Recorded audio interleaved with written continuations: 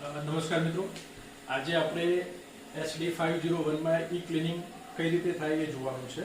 Generally 3 ટાઈપના cleaning આવતા હોય છે, જેમાં ઓટોમેટિક ક્લિનિંગ છે જે મશીન જાતે કરે છે, બીજું ક્લિનિંગ છે એ આપણે આજે જોઈશું, અને ત્રીજું ક્લિનિંગ છે ડીપ ક્લિનિંગ છે.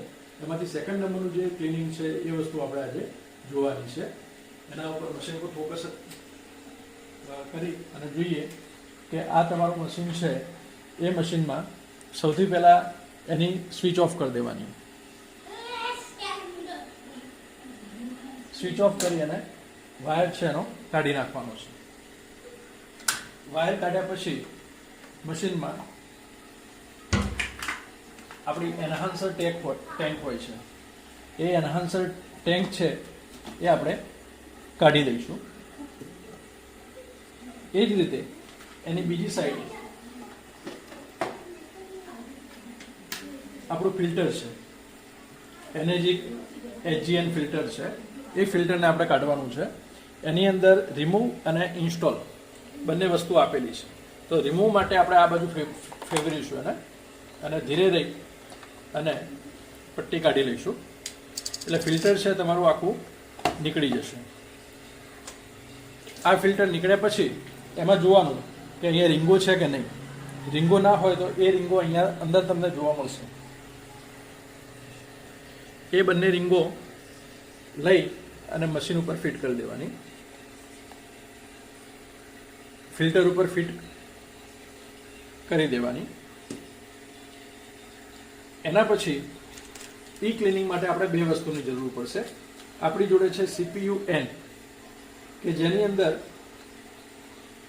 આપણે આનો પાવડર નાખવાનો છે, જે સાઇટ્રિક એસિડનો પાવડર આવે છે, અને ટોટલ છે 30 ગ્રામ. આપ જોઈ શકો છો 30 ગ્રામનો પાવડર આવે છે. એ 30 ગ્રામ પાવડર આ CPUની અંદર નાખી અને અહીંયા તમારા ફિલ્ટરની જગ્યાએ યુઝ કરવાનો છે. યુઝ કર્યા પછી અહીંયા કોશન લખેલું છે કે after use please keep this clean and dry.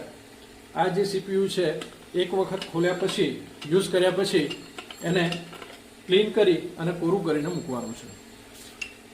આની અંદર આપણે સાઇટ્રિક એસિડનો જે પાવડર છે એ નાખીશું.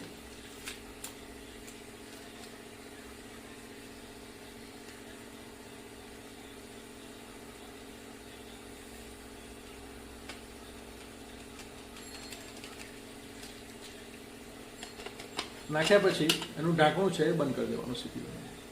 અને પછી પેલા ફિલ્ટરની જગ્યાએ આ વસ્તુ જોવાનું કે એક મોટી ઠેસી હશે કે નાની ઠેસી હશે.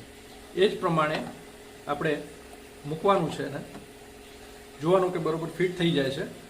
પછી એને લોક કરી દેવાનું છે. આ બાજુ તમે ફેરવશો એટલે લોક થઈ જશે.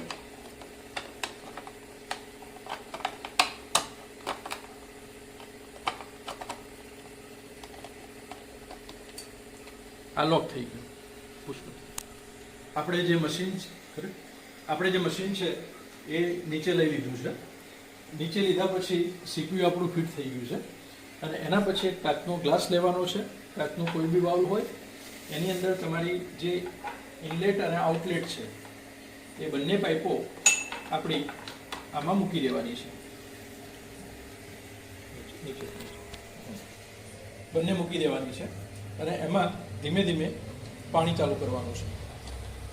આપણે આ CPU કાઢી નાખીશું ને એની જગ્યાએ એનું ફિલ્ટર છે, ફિલ્ટર મૂકવાનું છે. એના માટે ઠેસી કાઢી લેવાની. ઠેસી કાઢ્યા પછી CPU રિમૂવ કરીશું. બંને રીંગો છે કે નહીં ચેક કરીશું. એની જગ્યાએ આપણું જે ફિલ્ટર છે એ ફિલ્ટર આપણે ત્યાં રિપ્લેસ કરીશું.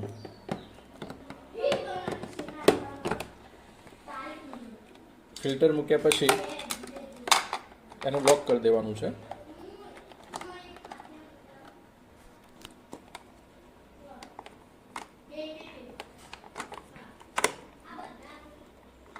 આ લોક થઈ ગયું. એના પછી એન્હાન્સર ટેન્ક છે એ એન્હાન્સર ટેન્ક આપણે ફિટ કરીશું. એનું કવર છે, કવર લગાવી દેવાનું છે બંને સાઈડ.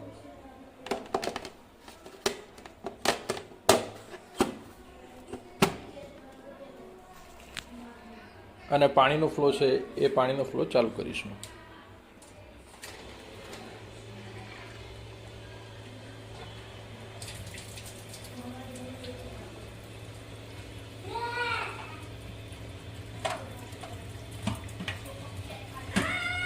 ફ્લો ઇન્ટેક આપણે જોવાનો છે.